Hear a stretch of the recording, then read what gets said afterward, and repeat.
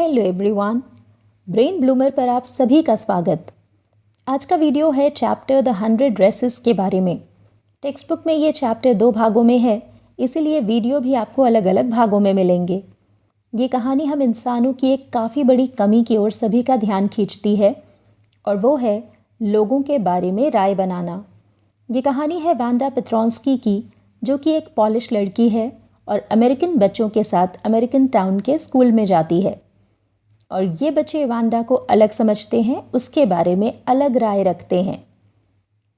20वीं शताब्दी में 1 मिलियन से ज़्यादा पोल्स ने यूनाइटेड स्टेट्स में शरण ली थी और इन्हें रशियन, जर्मन और ऑस्ट्रेलियन पोल्स कहकर वर्गीकृत किया जाता था।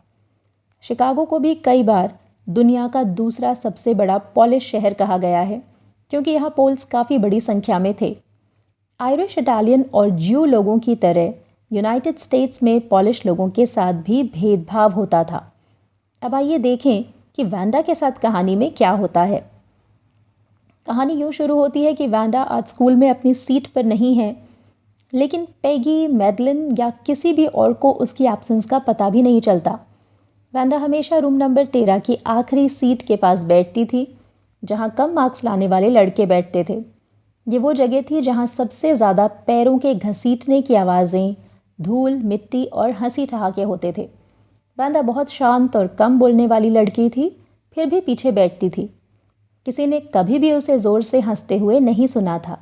किसी को नहीं पता था कि वांडा वहाँ क्यों बैठती थी, जबकि वो बॉगन हाइट से आती थी और उसके पैर मिट्टी से सने होते थे। लेकिन कोई भी उसके बारे में अधिक नहीं सोचता था। उन्हें तो वांडा के बारे में ख्याल स्कूल का समय ख़त्म होने पर आता था।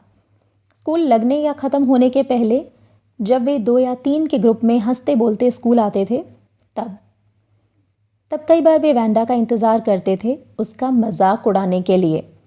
अगले दिन मंगलवार को भी वांडा स्कूल नहीं आई, पर फिर से किसी ने ध्यान नहीं दिया। लेकिन बुधवार को पैगी और मैडी का ध्यान इस ओर गया। ये अच्छे मार्क्स लाने वाले वे बच्चे थे जिनके पैरों में धूल मिट्टी नहीं लगी होती थी। पैगी तो स्कूल में काफ़ी लोकप्रिय थी। वो सुंदर थी, उसके बाल घुंघराले थे, वो अच्छे कपड़े पहनती थी और उसकी सबसे अच्छी सहेली थी मैडी। इन्हें भी वांडा की एब्सेंस का पता इसलिए चला क्योंकि वांडा ने इन्हें स्कूल के लिए लेट कर दिया था। वे वांडा का मजाक उड़ाने के लिए उसका इंतज़ार करते रहे, पर वो नहीं आई। वे अक्सर यही करते थे। रूम नंबर 13 के अधिकतर बच्चों के नाम वांडा पेट्रोंस्की जैसे नहीं थे। यहाँ थॉमस, स्मिथ या एलन जैसे नाम थे जो बोलने में आसान थे। एक बार वहाँ विली बाउंस नाम का लड़का था। लोगों को लगता था कि उसका नाम फ़नी है, लेकिन पेट्रोंस्की जैसा नहीं। वांडा का कोई दोस्त नहीं था। वो स्कूल अकेली ही आती जाती थी और हमेशा ही एक नीली ड्रेस पहनती थी जिसका रंग उड़ चुका था, जिसकी फिटिंग भी ठीक नहीं थी। हालांकि वो ड्रेस साफ़ होती थी, पर कभी लगता नहीं था कि उसे प्रेस भी किया गया हो। दोस्त नहीं होने के बाद भी काफ़ी लड़कियां उससे बात करती थी। कई बार जब वो बच्चों को हॉपस्कॉच खेलते देखती थी, वहाँ भी उसे लड़कियां घेर लेती थी।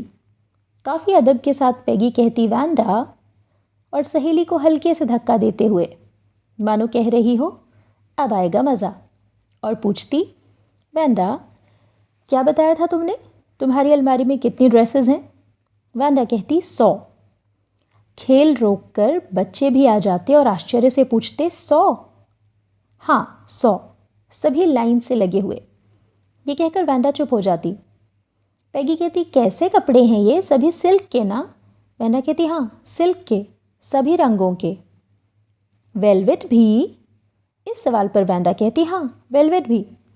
पूरी 100 ड्रेसेस मेरी अलमारी में सलीके से टंगी हुई हैं। लड़कियां ये सुनकर उसे जाने देती और इससे पहले कि वो दूर जाए ठहाके लगाकर खूब हंसती। 100?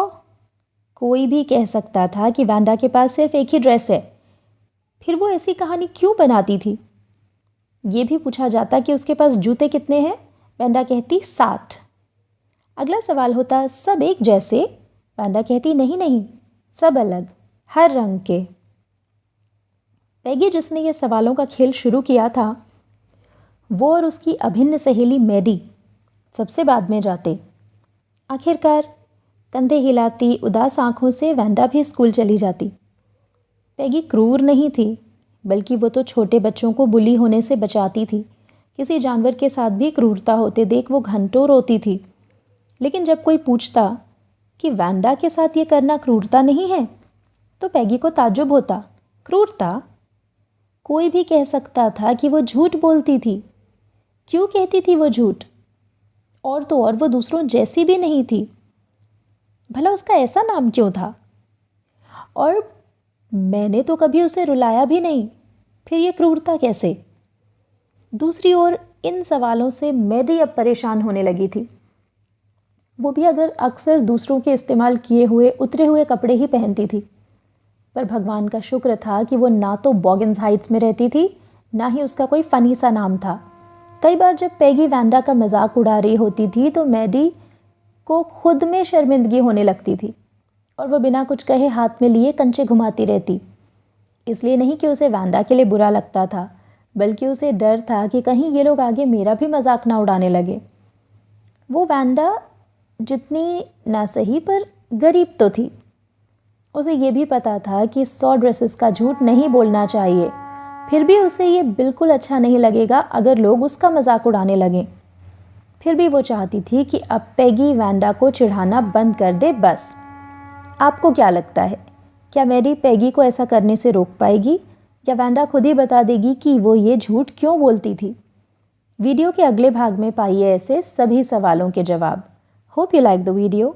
Keep learning and have fun. Thanks for watching.